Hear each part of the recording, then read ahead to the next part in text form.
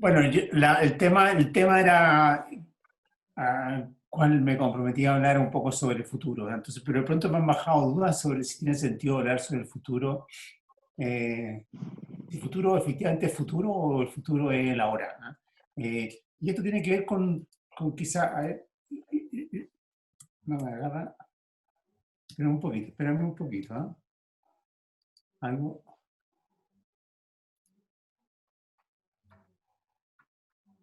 pasa. Ya. Porque yo creo que en esto, ¿me están escuchando, no? ¿Me están viendo? Sí. Sí, Ya.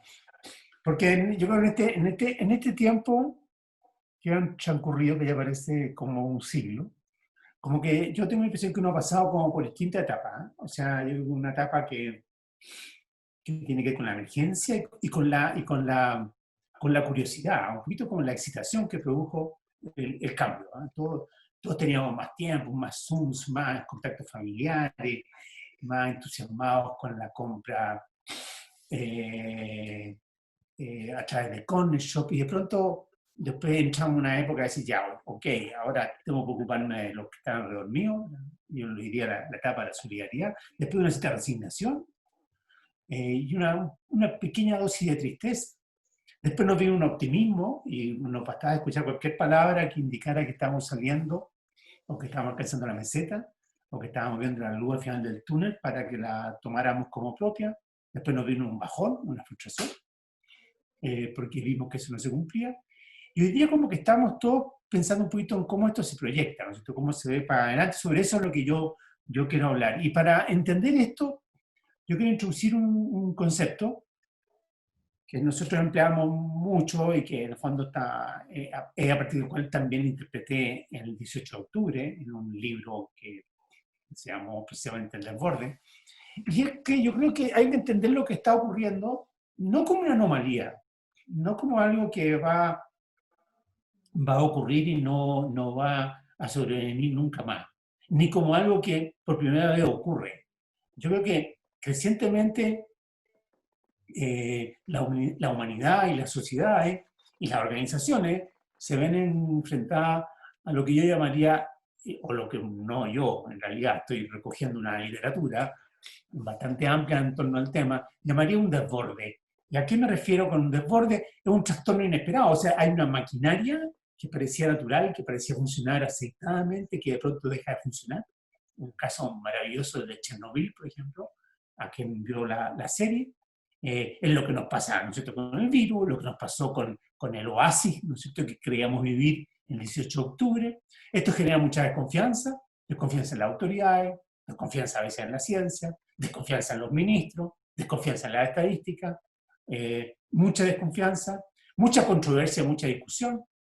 La discusión que tuvimos en torno al 18 de octubre, la discusión que hoy día tenemos respecto a lo que está pasando en Estados Unidos, la discusión que tenemos en torno incluso a las cifras y a la estrategia con la cual se enfrenta la pandemia, tensión y polarización.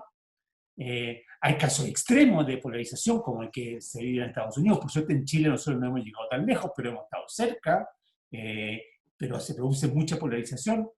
Y aquí hay una afirmación que hizo Anders Tegnell, que es el epidemiólogo que es quien ha avalado, digamos, y quien ha sido como el cerebro de la estrategia sueca, que ha sido tan discutida en el mundo entero porque ha sido la más liberal en materia, digamos, de cómo se enfrenta el coronavirus, que él dice, mira, en realidad nadie puede apelar aquí a una verdad científica, una base científica para justificar la estrategia que está siguiendo. Estamos todos actuando un poco a ciegas, a todos se nos caen los castillos de naipes, como dijo el ministro Mañalich, estamos todos aprendiendo mientras actuamos día a día. Y es interesante este personaje, porque hace 2 días dijo lo siguiente, dijo, si nos enfrentáramos a la misma enfermedad, sabiendo lo que sabemos hoy, creo que acabaríamos haciendo algo a medio camino entre lo que Suecia hizo y lo que hizo el resto del mundo.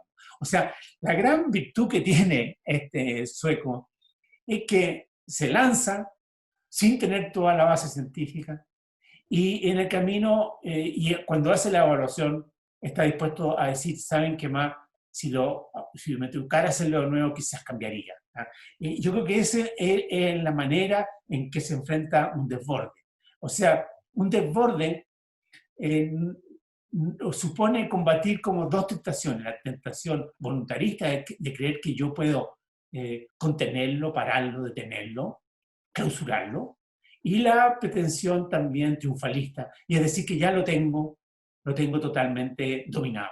No, los desbordes como responden a fenómenos que no conocemos, respecto a los cuales no hay conocimiento acumulado, donde las variables que parecían bajo control se escapan de control, y no sabemos tampoco cómo se mueven y en qué dirección se mueven, son fenómenos sobre los cuales es muy difícil saber cuánto van a durar, cómo se van a desenvolver y cómo van a irse apagando.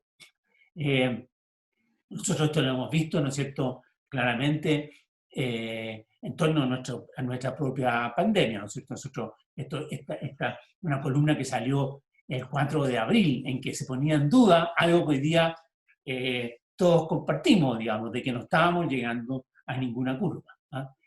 Lo que revela, digamos, que nuestro conocimiento es un conocimiento muy precario, ¿no?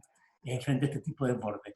Tampoco se puede esperar la solución definitiva. Aquí hay que actuar, aunque sea, como decía antes, a ciegas, aunque sea un conocimiento imperfecto. Y un poco como se ha hecho en todo el mundo. Hay algunos que han aceptado más, otros que han aceptado menos. En algunos casos se evaluó mejor lo que es el comportamiento de la población, o hubo más capacidad para imponer una norma que en otras partes. En algunos lugares se enfatizó la trazabilidad, en otros lugares se enfatizó la capacidad sanitaria, como sea, pero aquí cada uno se lanzó a la piscina sin saber demasiado y sin esperar la solución definitiva. Es evidente que aquí hay que plantearse objetivos modestos y progresivos, no plantearse una solución definitiva porque no tenemos información como para eso. Aquí, en este tipo de fenómenos, una cuestión fundamental es que necesitamos que la población o que los grupos sociales cambien su conducta. Y no cambian su conducta si es que no hay una gran capacidad represiva, un poco como la que mostró China en Wuhan, o si no hay un alto grado de confianza en la población y en su liderazgo, como Nueva Zelanda o Alemania, o Suecia. ¿Ah? Pero lo claro es que redactar conducta es una tarea muy difícil, como nosotros lo hemos visto en Chile. Aquí claramente la idea de un llaneo solitario, una bala de plata, no funciona.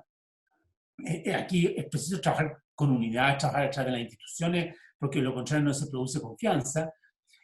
Y también, ante los desbordes, uno no se puede dejar atrapar exclusivamente por la contingencia. O sea, efectivamente la emergencia es lo más importante, pero necesariamente los humanos comenzamos a sacar la cabeza desde debajo del agua, comenzamos a mirar, necesitamos proyectarnos incluso para adoptar las conductas necesarias para enfrentar la emergencia.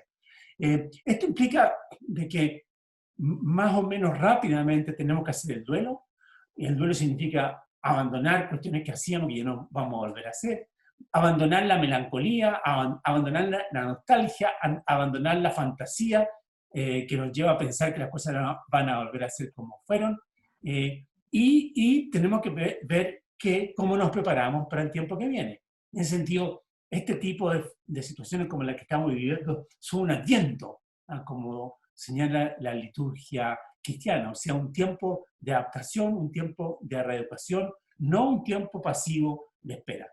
Y ya sabemos, estos desbordes son, por lo demás, laboratorios abiertos donde las personas, los grupos, las sociedades, las organizaciones, las empresas aprenden más que en cualquier posgrado, en cualquier MBA. Y por tanto tenemos que ver cómo aprendemos de esto, y a eso me quiero referir un poco a continuación. Y para aprender tenemos que recoger algo de la sabiduría, digamos, del budismo y del hinduismo, cuando dice, digamos, el Buda, que el futuro es el ahora. O sea, el futuro no existe. El futuro es el ahora. El futuro va a estar determinado por nuestros actos que realicemos hoy día. Ahora, miradas así las cosas, tenemos que asumir de que nada va a cambiar o va a cambiar todo muy poco hasta bien avanzado este fin de año o bien avanzado el próximo año, y algunos son incluso más pesimistas. Y lo dice Bill Gates, que es quien estuvo más cerca de predecir lo que venía, y el que está más encima de encontrar la salida, que es básicamente la vacuna. Es claramente la mente más brillante y la persona con mayor capacidad de anticipación que uno ve hoy día en el paisaje de la humanidad. Sabemos que lo que viene es como un gran baile, ¿no es cierto?, que es lo que estamos viendo en el resto del mundo, con cuarentena que se abren y se cierran, con desescalada y reescalada, con confinamiento, reconfinamiento, desconfinamiento, con distancia, con cambio en el sistema de trabajo, con inversión en resiliencia, con más quietud, menos movilidad. Esto se va a prolongar por mucho tiempo. Vamos a tener que aceptar estar sometido a mucho más control, ya sea directo, físico, ya sea a través de apps o a través de medios digitales. Pero vamos a estar en este estado de liquidez, en este estado de, digámoslo así, de inestabilidad por mucho tiempo. Vamos a ser testigos, ya estamos siendo testigos de que las viejas líneas divisorias del pasado y que parecían inexpugnables se comienzan a diluir. Todos reconocemos un papel más relevante del Estado en todos los planos, todos reconocemos la necesidad de invertir en más infraestructura, incluso ser redundante en materia de infraestructura. Todos reconocemos que hoy día en cualquier proyecto que se realice hacia adelante hay que poner más atención en el precaucionismo, o sea, en aquellas dimensiones que pueden desatar nuevos desbordes. La necesidad de mayores coordinaciones, o sea, el mejor ejemplo es lo que está pasando con la trazabilidad, digamos, que se ponen de acuerdo los grandes competidores como podría ser Google y Apple para encontrar una app que permita trazar, digamos, y testear el contagio. La crisis también que estamos viviendo plantea temas antiguos y levanta temas nuevos. Temas antiguos como la pobreza y la desigualdad quieren otras dimensiones y otras características. Hay otros factores de desigualdad que ya no son los antiguos, por ejemplo, el acceso a Internet o el tipo de trabajo que se realiza, si es manual o un trabajo que se puede hacer remotamente. Cambia el mundo laboral, eso ya está suficientemente dicho y es realmente un fenómeno mayúsculo que estamos viviendo. Se pone en cuestión, ¿no?, o se pone en la agenda la relación que hay entre el shock sanitario que estamos viviendo y el shock climático, y por lo tanto la cuestión si acaso el relanzamiento de la economía se va a hacer bajo el mismo patrón, bajo los mismos paradigma que traíamos, o si no tendrá que alterarse y buscar un patrón más verde para evitar el shock sanitario como el que estamos viviendo. Hay también un replanteamiento de lo que es la relación entre empresa y sociedad, creo yo. Las empresas asumen funciones que eran propias del Estado, desde traer ventiladores mecánicos en Chile, desde producir y seguramente financiar la investigación en materia de vacuna, o qué sé yo, o en repartir cajas de comida, o en instalar hospitales, y a su vez el sector público sale al salvataje de empresas, de todos los tamaños, ¿no es cierto? Las empresas están mostrando su nivel de eficacia para reaccionar ante desastres y emergencias como que hoy día estamos viviendo, porque en cierto modo esto muestra que disponen de recursos, que tienen capacidad de gestión, que tienen liderazgo, que tienen agilidad, que tienen rapidez. En el caso de Chile, por ejemplo, uno ve que las empresas se desenvuelven mucho mejor frente a la pandemia de cómo se desenvolvieron frente al 18 de octubre. Ese era un fenómeno como que les caía y que no lograban comprender. Esto tampoco se logra comprender, pero esto, en este caso no lo comprende nadie. Y el mundo de la empresa, yo diría que adquiere mucho poder en ese sentido, adquiere mucho poder, digamos, frente a la sociedad. Y un buen ejemplo de ese poder son, digamos, las fundaciones. Si hoy día hubiera un Churchill en esta guerra, ese Churchill, digamos, no lo encontramos en la cabeza de ningún Estado ni de ningún ejército, lo encontraríamos, ¿no es cierto?, en la fundación Bill y Melinda Gates. Son realmente los que están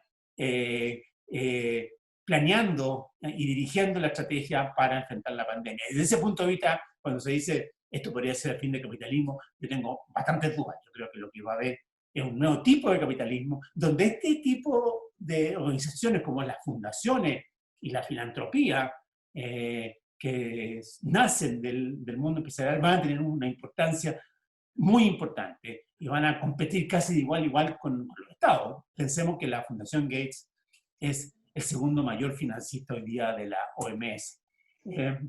Bueno, mirando para adelante, y dado que ya llevo 15 minutos de los 25 que me comprometí, a mí me gusta mucho esta frase que dice el CEO y fundador de Airbnb. Dice, mira, aquí estamos frente de dos verdades. Una, que no sabemos exactamente cuándo van a volver los viajes, y segundo, que si que vuelven van a ser muy diferentes. Yo creo que estamos viviendo en todos los planes. No sabemos cuándo las cosas van a ser otra vez estables, pero lo que sabemos es que la estabilidad va a ser muy distinta a la que tenemos ahora. Entonces, mirar las cosas así, me gustaría como plantear así para la conversación algunas cosas que quedan de lo que hemos vivido, de lo que estamos viviendo, y que yo la registraría como lección. Primero, desde el punto de vista de la organización. Yo creo que se está viendo que frente a estos desbordes, hay las organizaciones que son ágiles y flexibles, funcionan mejor. Funcionan mejor también las que son porosas, las que perciben rápidamente los cambios y la información, y se adaptan a ella, y que actúan disciplinadamente en base a la información que tienen. Las que son más creativas, son más proactivas, las que son más inteligentes, y la inteligencia hoy día tiene que ver con la colaboración, no tiene que ver con una mente brillante. Las que son más horizontales y más autogestionadas, vale decir que dependen menos, son menos centralizadas, tienen menos jerarquía, en donde los distintos equipos de trabajo son capaces de hacerse cargo de sus propias responsabilidades. Yo creo que estamos también ante una situación en que las organizaciones tienen que revisar cuáles son sus mapas de riesgo. Sus mapas de riesgo ya no son solamente financieros, ya no son solamente de seguridad laboral, ya no son solamente competitivos, hoy día tienen que incorporar la variable sanitaria, y la variable sanitaria es fundamental. El ser resiliente pasa a ser un factor de competitividad. Ya no hay que elegir entre ser competitivo o ser resiliente. El que no es resiliente no es competitivo. El entorno pasa a ser todo. Ya no es una cuestión externa, porque a través del entorno entra el virus. Por lo tanto, la suerte del entorno está en directa relación con mi propia suerte como organización. Hay que pensar en el backup y la redundancia. De pronto la sobreinversión es indispensable, porque eso es lo único que me hace resiliente. Ya lo verde o lo gris, me voy a enfrentar cómo en el futuro, cuánto se va a adaptar mi organización a un patrón de desarrollo más verde. Y desde luego, la fantasía de la movilidad perpetua se acabó. Hoy día la dimensión local, la dimensión comunitaria, la ciudad de 15 kilómetros, como se le ha denominado, se comienza a imponer.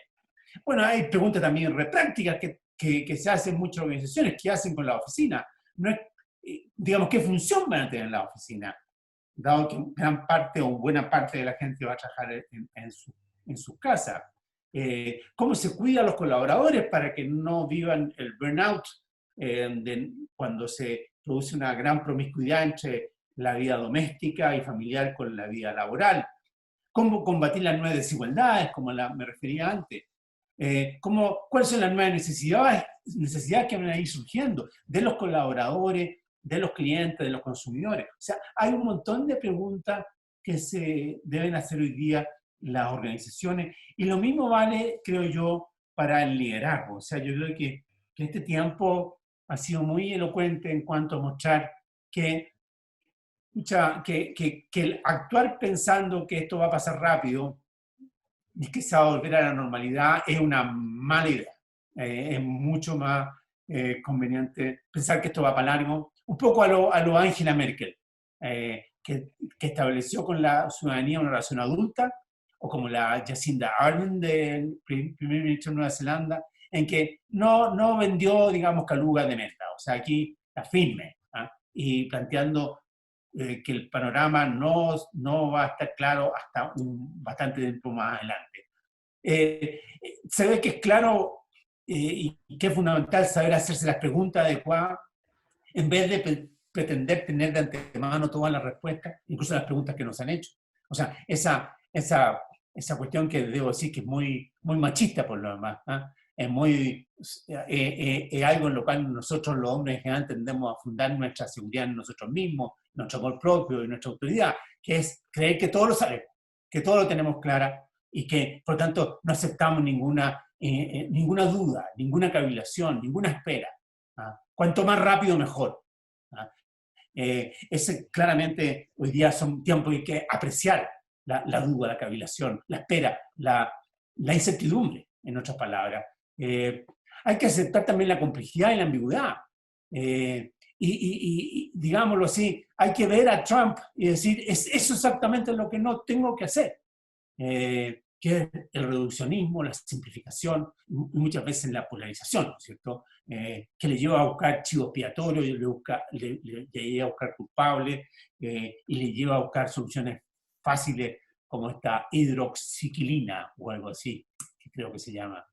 Evidentemente que tampoco podemos refugiarnos simplemente en el conocimiento técnico. Esto es lo que dicen los científicos y esto lo hago, porque los científicos dicen cosas muy distintas uno de otro.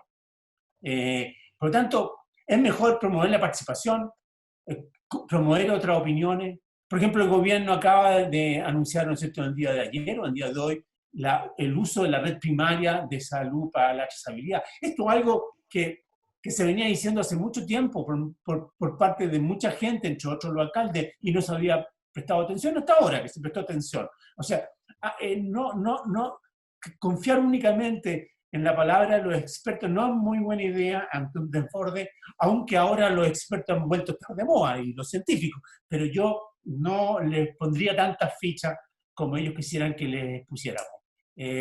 Las decisiones top-down no funcionan, ni el hipercontrol tampoco. Es mucho más resiliente el trabajo en red.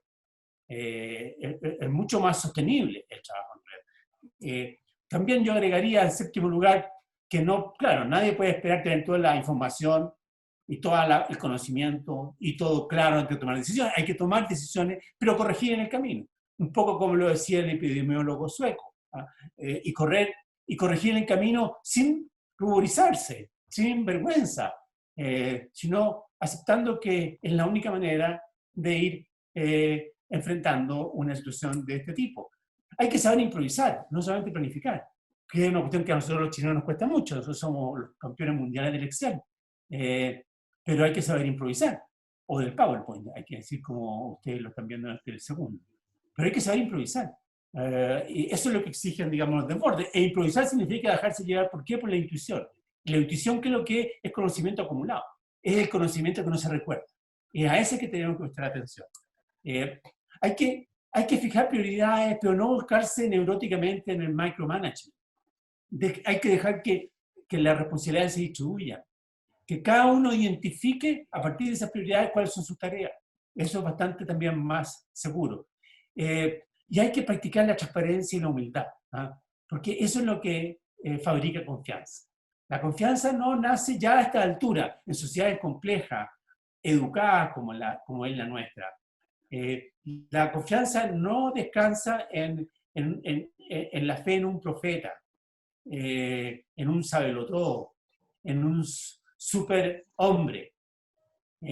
La confianza descansa más bien en la transparencia y la humildad, como en la que proyectan, como decía antes, la premier alemana Merkel, la primera ministra de Nueva Zelanda. O sea, transparencia y humildad, así se construye confianza entre adultos y en sociedad compleja. Y desde luego no se puede dejar de mirar hacia adelante, o sea, no hay que dejarse atrapar solamente por la contingencia. Los humanos necesitamos una cierta proyección. Y eso hay que trabajarla y mirar hacia adelante. Ahora, en todo caso, mirar hacia adelante con humildad. Como dice Mike Lilla, un profesor de Columbia, dice, el futuro post-COVID no existe. Va a existir solo después que lo hayamos hecho. Y después de que lo hayamos hecho, vamos a decir, mira, este era el futuro. ¿Ah? Entonces tenemos que preguntarnos, dice, solo qué queremos que pase. y cómo lo haremos para que pase. En ese sentido, no hay futuro, solo lo que hay es presente, porque el futuro va a depender de lo que hagamos hoy día. Eso sería, muchas gracias, 25 minutos y estoy abierto a todas las consultas, preguntas y lo que Perfecto. le parezca. Muchas gracias, Eugenio. Voy a Gracias. empezar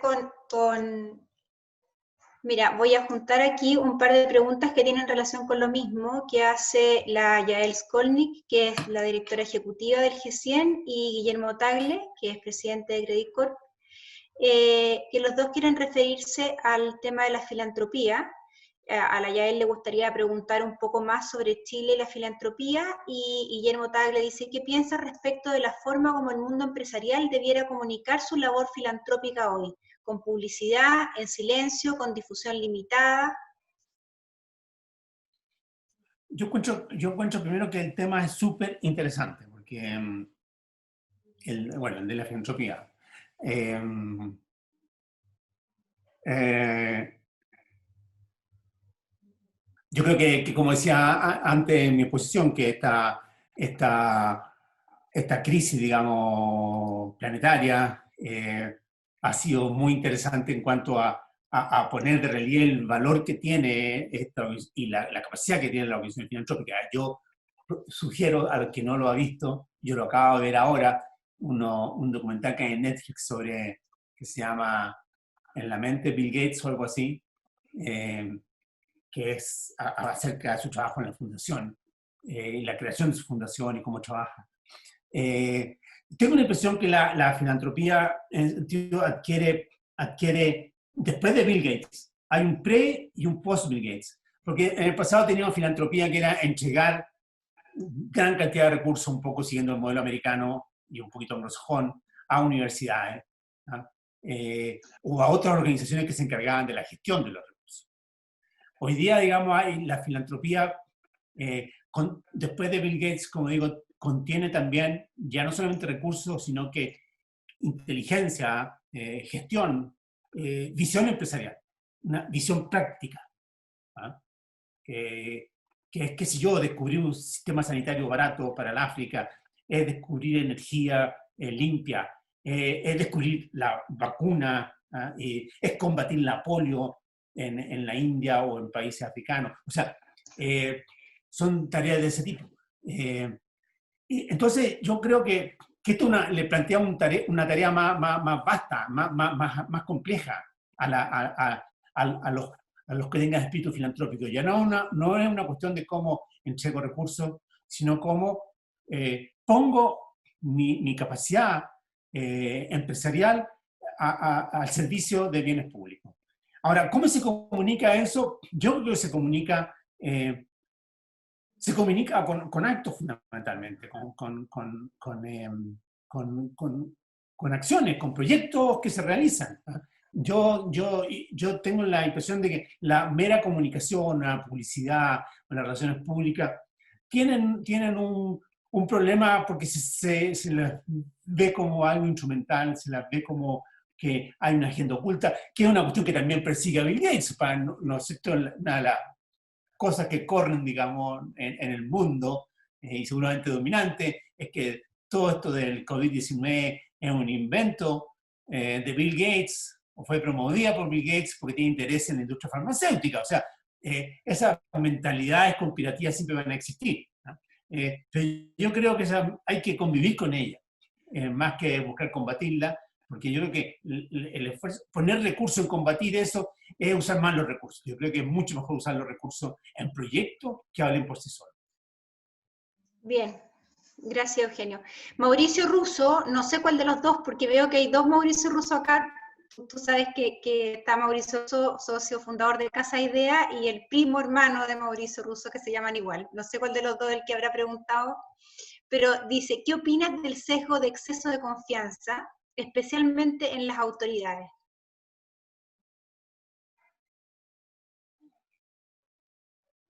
Bueno, yo creo que primero, el sesgo, exceso de confianza es un rasgo humano que después no podemos defendernos.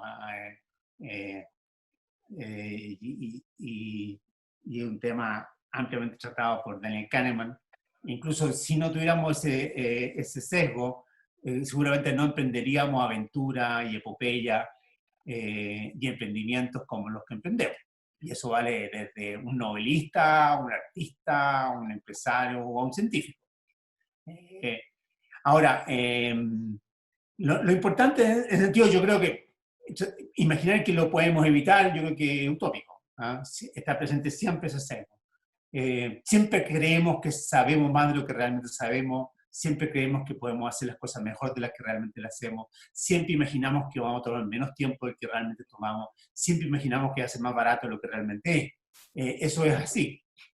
Ahora bien, lo importante, yo creo, es mantenerse abierto, como decía, mantenerse poroso, mantenerse, aceptar la crítica, ser cuestionado, no maldecir, digamos, ni culpabilizar, ni crucificar a los que nos critican, sino que entender que ahí puede estar la huella de un conocimiento que no teníamos, que nos lleva a rectificar. Ahora, como decía antes, esto es algo que a nosotros los hombres y en el mundo patriarcal, digamos, y machista, nos cuesta muchísimo aceptar porque, digámoslo así, lo sentimos prácticamente como una castración. Cuando alguien pone en duda, digamos, nuestra confianza. ¿Ah? Y esto es lo que explica por qué en esta pandemia los liderazgos femeninos, que no tienen que ser necesariamente encarnados en una mujer, pero es más fácil que sean encarnados en mujeres, hay que reconocer, han tenido tanta preeminencia, ¿ah? Porque tienen su amor propio depositado en otro lado, ¿ah? No en ese sesgo de confianza. Y yo creo que en el caso nuestro, particularmente de Chile, hemos padecido un poquito de esto, ¿ah? No a los niveles de un Trump, ¿ah? Pero hemos padecido un poco de esto. ¿Ah? Pero hemos venido corrigiendo, yo creo que dentro de todo hemos venido corrigiendo, y lo cual yo me parece admirable.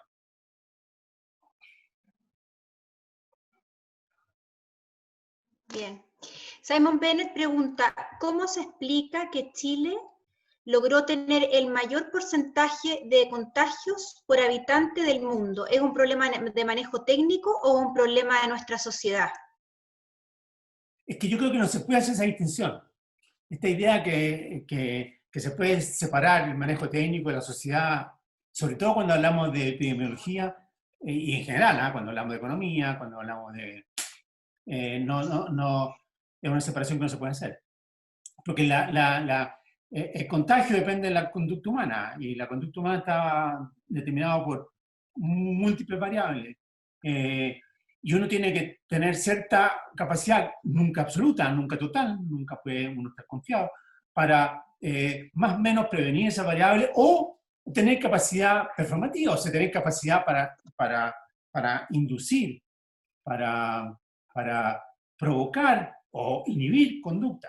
Ahora, esa capacidad para provocar o inhibir conducta, y conductas que muchas veces son desgarradoras, como por ejemplo no salir a la calle o no ver a sus familiares, solamente se consigue si hay confianza en la autoridad, en sociedades democráticas, al menos. Y lo que nosotros hemos tenido, un problema que nosotros tenemos, que tenemos una escasa confianza en la autoridad. Porque no es un problema simplemente que tenemos mucho hacinamiento. En la India hay mucho más hacinamiento, en Vietnam hay mucho más hacinamiento que en Chile. Pero por las razones que sea, ya sea religiosa, ya sea política, ya sea culturales, hay una dosis más alta de confianza, ha habido una dosis más alta de confianza en la autoridad, en el Estado, como para aceptar la norma que esto imponen y que son necesarias para combatir la pandemia. Entonces, yo creo que el problema que hemos tenido, en cierto modo, es que como dijo muy hidalgamente el ministro Mañalich, que hicimos proyecciones, hicimos cálculo en base efectivamente a un conocimiento técnico que no tomó en cuenta la variable más importante, que es la conducta humana. Y eso es lo que nos tiene en este triste récord, digamos. ¿Ah? Que no tiene que ver con una falla del sistema sanitario, como se produjo en Italia o en España. No tiene que ver con una falla, entre comillas, técnica, tiene que ver más bien con una técnica ciega, una técnica que no toma en cuenta todas las variables que tendría que haber tomado. Eugenio, aquí Mauricio Guaita hace una pregunta relacionada con la estrategia comunicacional del gobierno y ahí mismo voy a acoplarme con una pregunta que tenía yo. Él te pregunta qué opinas sobre la estrategia comunicacional del gobierno ante la pandemia y qué se debería hacer para llegar al pueblo cuando la gente está bombardeada por las redes sociales de la situación. A veces se ven en la obligación de apagar la televisión por tanta información. Y yo en esa misma línea te quería preguntar cuál es tu opinión respecto al tratamiento que los medios de comunicación le han hecho a la contingencia, no solamente a la contingencia del COVID, sino también que me voy un poco más atrás y la gran polémica que hubo por el tratamiento que se le dio al estallido. Ahí Carlos Peña escribe harto, le gusta harto darle palos a los medios de comunicación, pero yo leí el lunes una editorial del Wall Street Journal que hablaba exactamente de lo mismo, que los medios liberales en Estados Unidos al final tienden a presentar la violencia como una justificación, una manera de protestar frente a la injusticia y que eso finalmente lo terminan validando a través de las imágenes que muestran. ¿Cuál es tu opinión respecto de la labor que cumplen los medios acá en Chile para el tratamiento de temas tan importantes como la separación de un país, en el caso del estallido social y de la pandemia que estamos viviendo ahora? Yo tengo una visión positiva de la conducta de los medios, en ambos casos. Ya sabemos que los medios tienen por definición, digamos, prestar atención a aquello que no funciona, no a aquello que funciona.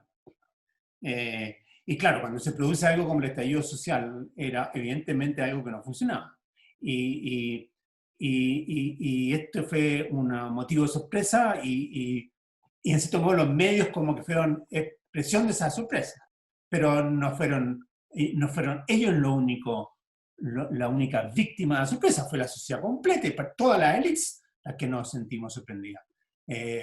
Ahora, en ese sentido, los medios tienden a ser bastante influenciables por el comportamiento de las élites. Entonces ellos como que expresaron esa sorpresa a las élites y expresaron también esa culpabilidad a las élites, esa perplejidad a las élites, y ese sentimentalismo que vino en que todos pensábamos que teníamos que hacer algo, meter las manos al bolsillo, dar hasta que duela, todas las cosas que escuchamos, digamos, en esos días. Y ahora más o menos pasa algo semejante. Ahora, de que presten más atención a hechos de violencia, bueno, pero esto es lo que pasa en Hong Kong, esto es lo que hoy día pasa en Estados Unidos. Seguramente si uno estuviera en Estados Unidos diría, la cosa no es tan seria como lo presenta CNN. Como lo mismo pasaba, ¿no es cierto?, que nosotros nos llamaban para el 18 de octubre desde distintas partes del mundo y nos decían poco menos que nos mandaban, ¿no es cierto?, oxígeno, y qué sé yo, algo para comer porque nos suponían que estábamos realmente en una situación totalmente límite. Entonces, los medios tienden a exagerar, pero yo creo que claramente es preferible tener medios institucionalizados que filtran y que se hacen responsables de la información que entregan, antes que las redes, digamos, que están totalmente inundadas de fake news. Y de hecho, en casos como los que estamos viviendo, ha sido notable en todo el mundo, no solamente en Chile, el mayor respeto y respaldo y prestigio que adquieren los medios de comunicación frente a las redes sociales como fuente de información. Entonces, no sé, yo digamos, me he preocupado este tiempo, lo que no hacía antes, de ver noticiarios todas las noches, y francamente hablando, la información que entregan, las recomendaciones que entregan, la visión que nos entregan de lo que está pasando en todo el país, en distintos estratos del país, es bastante notable. Dejémonos de cosas, es bastante notable. Entonces yo creo que acusarlo de frivolidad es ultra elitista, ultra elitista. Entonces yo creo que, como decía antes, aquí la vacuna, la verdadera vacuna frente a al COVID-19 es la confianza en las normas que nos plantea la autoridad. Y nuestro principal déficit es que tenemos poca confianza.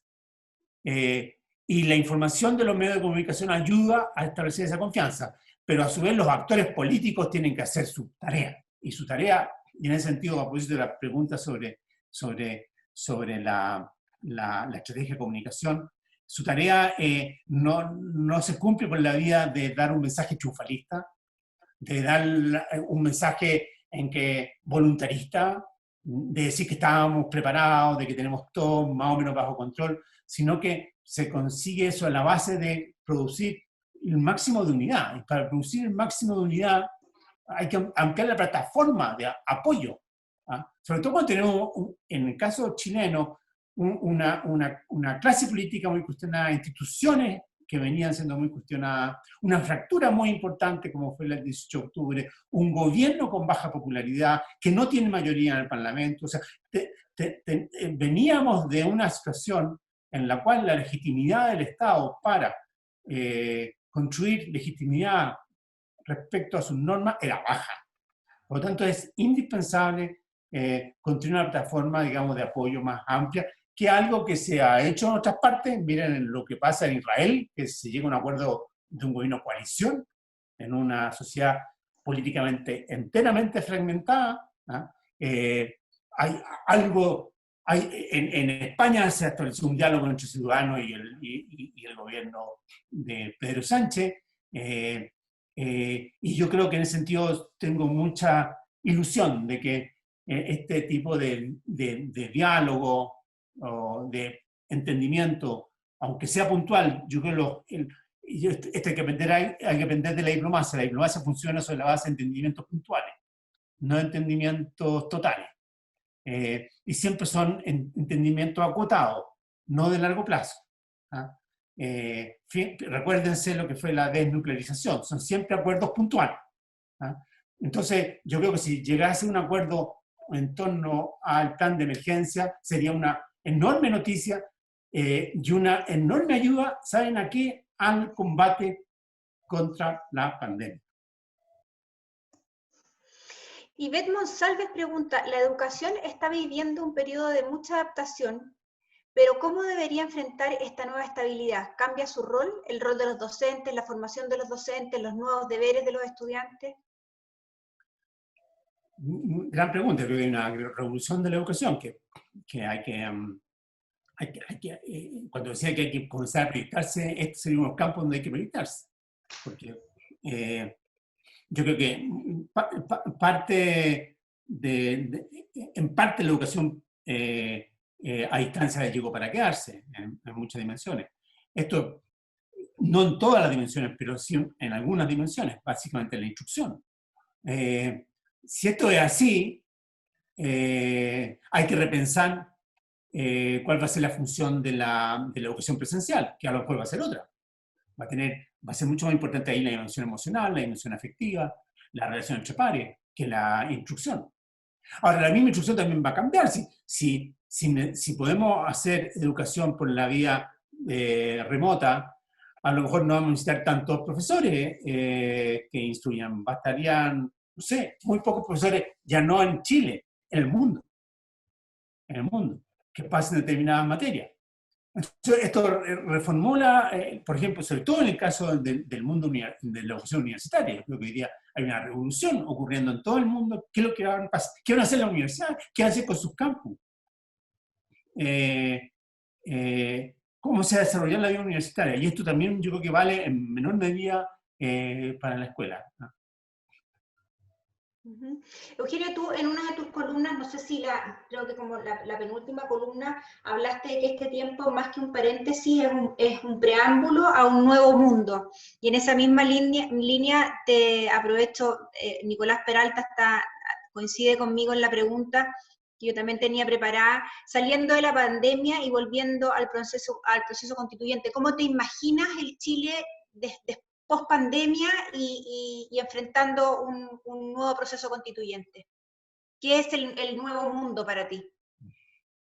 Perdón, antes le aprovecho a avisar que quedan 10 minutos, así que los que quieran hacer preguntas se apuren. Dale, Eugenio, gracias. Mira, yo no sé exactamente cómo va a ser el nuevo mundo para nada, pero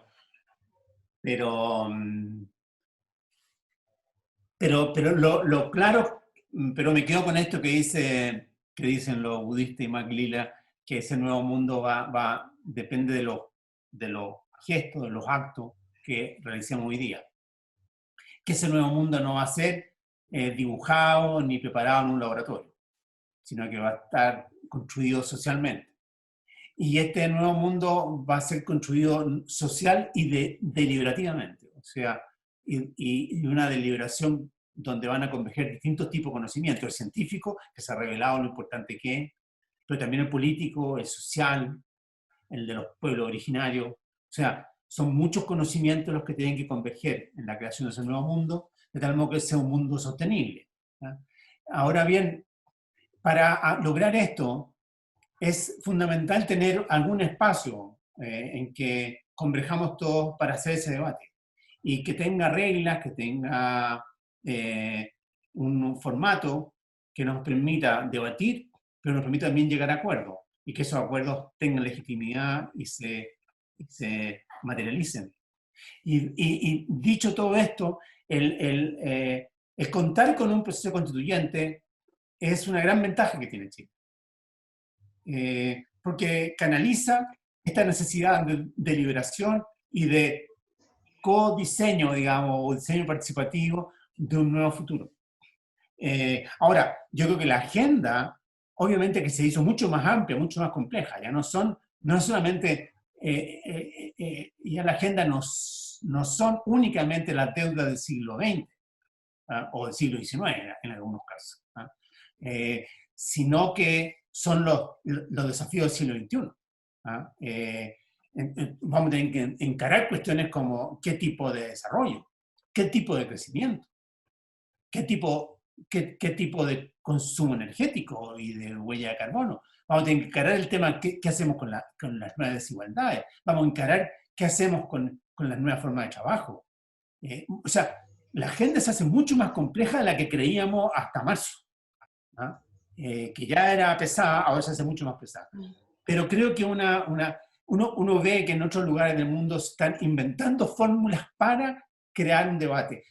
Por ejemplo, el gobierno francés, Emmanuel Macron, acaba de organizar un gran comité de economistas, que están digo, en 3/3, digamos, un tercio francés, un tercio europeo, un tercio americano, para pensar en un nuevo futuro. Ahora, eso es muy cuestionado en Francia porque dicen, ¿por qué le entrega esto nuevamente a los economistas? Cuando los economistas nos trajeron a donde estamos. Entonces, ¿y por qué dejar esto en manos de los expertos y no armar esto como un debate más amplio, más ciudadano? Bueno, nosotros tenemos la posibilidad de ese debate. Y ese debate se llama proceso constituyente. Ahora, ¿cuándo se va a realizar? No sabemos. Eso va a depender básicamente de variables sanitarias. Seguramente esto va a tomar más tiempo de lo que teníamos previsto. Esto se va a concluir un nuevo gobierno. Entre medio vamos a tener elecciones presidenciales. O sea, todo hay que rebarajar el naipe. Además, en torno a estos nuevos dilemas, seguramente las viejas divisiones izquierda, centro-derecha van a evaporarse, van a ser desbordadas, porque se van a producir nuevos alineamientos. Entonces, estamos en ese sentido ante un futuro bastante incierto, donde se va a redefinir el escenario político. Okay. Yo tengo una pregunta, a ver si alcanzo a hacértela, sobre la generación millennial, fíjate. Creo que nos hemos referido poco a la generación millennial después de tantos dolores de cabeza que nos trajo en el último tiempo, y que también nos apoyaron mucho en montones de cosas. Algunos supimos aprovechar las características de los millennials y otros también nos sacaron sus buenas canas. ¿Cómo ves tú para adelante que esto que estamos viviendo actualmente va a impactar en las características de la generación millennial para adelante? ¿Va a haber un cambio, un giro de dirección en el desarrollo de las características de esa generación? Yo creo que se acabó la educación millennial, la generación millennial murió, caducó. Porque la idea de lo que teníamos como conceptualizado como millennial era una generación que no tenía sentido de la escasez, sino pura prosperidad, que sentía que el futuro estaba abierto, que pensaba que tenía que ahorrar para proyectos, no para deuda, que sentían que su suerte estaba determinada por su propio talento, por su propio esfuerzo, que sentía tener malla de protección segura. Todo eso se estalló. Hoy día salimos de esto con una sociedad más endeudada, un Estado más endeudado, familias más endeudadas, individuos más endeudados. Sabemos que este tipo de shocks golpean particularmente a los jóvenes, ¿no es cierto? Se estima que en el caso europeo, los jóvenes, los millennials de entonces que vivieron la crisis del 2008, les tomó entre 10 y 12 años recuperarse, en términos de su posición en el mercado de trabajo, de su nivel de ingreso, de su acceso a bienes inmuebles, etc. ¿Esto cuánto va a tomar? No sabemos cuánto va a tomar mucho, ¿no? Entonces, yo creo que si el ser millennial era en cierto modo postergar la llegada, la cruel llegada de la condición de adulto, vale decir, donde las responsabilidades superan a la expectativa, yo diría que con el COVID, digamos, esta generación entró bruscamente a la condición de adulto. A todos nos toca, en algún momento, ahora les toca a ellos. Y en ese sentido, además, si invierten los roles, ya no podemos ser los viejos, lo que le decíamos a los jóvenes, miren todo lo que yo he hecho por ti, ¿ah? Y tú, ingrato, no me lo reconoces. Lo que nos viene ahora es los jóvenes que nos van a decir, miren lo que yo he hecho por ustedes para salvarlo, cómo me he endeudado, cómo he hipotecado mi vida, y ustedes espero que me lo reconozcan. Es una excelente noticia, entonces tenemos ahí una generación completa que maduró a la fuerza. No sé. Oye, Eugenio, no sé si alguien más quiere hacer alguna pregunta que me levante la mano.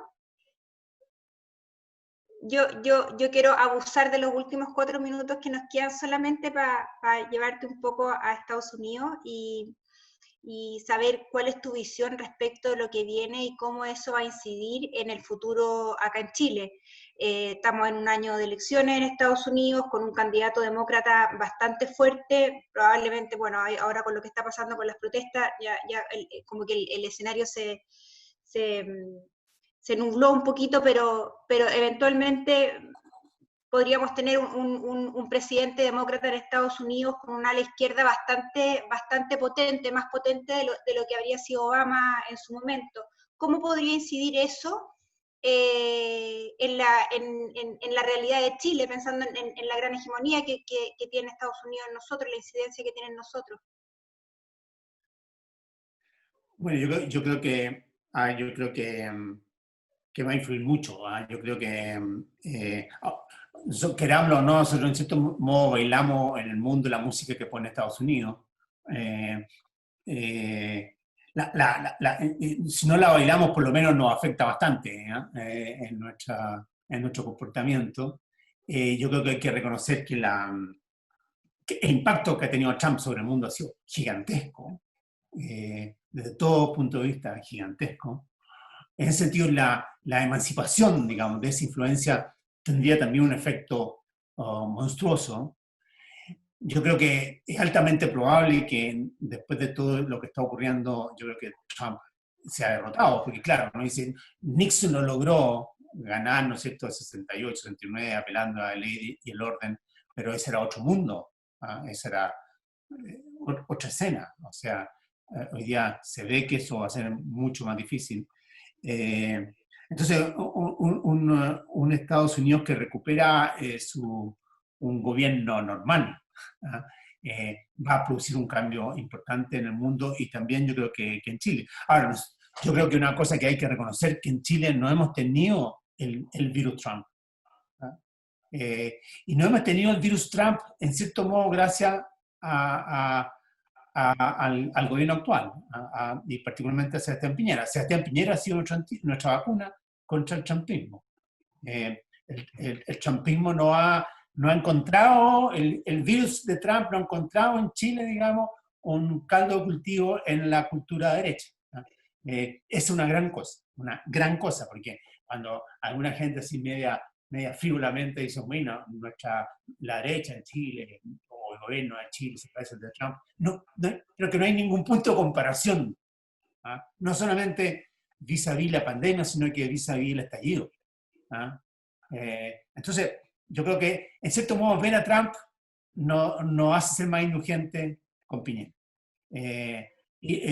Pero yo creo que un cambio en el gobierno americano, como yo creo que es altamente probable que se produzca, va a ser un alivio para el mundo entero. Porque ya se llegó a un punto límite en que ya no es solamente China, ya no es solamente Rusia, sino que ya es Angela Merkel la que no está dispuesta a ir a Washington, a la reunión del G7. O sea, el liderazgo americano está realmente en el suelo. Entonces, esta es una situación bien difícil de la cual podríamos, yo espero, liberarnos en noviembre. Súper, muchas gracias. Oye, junto con cerrar, quiero dejar inmediatamente acuñado y patentado el término pandemials, que le puso Guille Tagle. Se despide de los millennials y saluda a los pandemials. Muy buena, muy buena. Excelente. Oye, Eugenio, ha sido un gusto. Súper agradecida de parte de todo el G100 y de toda la gente que te está escuchando por tu generosidad, por haberte tomado el tiempo de conversar con nosotros. Esperamos tenerte más adelante de todas maneras. Yo estoy empezando a leer tu libro Desbordes, así que ya las primeras páginas ya me gustaron, así que se los recomiendo. 1.000.000 de gracias a todos y nada, pues nos estaremos viendo el próximo jueves con otro encuentro G100. Muchas gracias. Muchas gracias, se pasaron. Gracias, chao.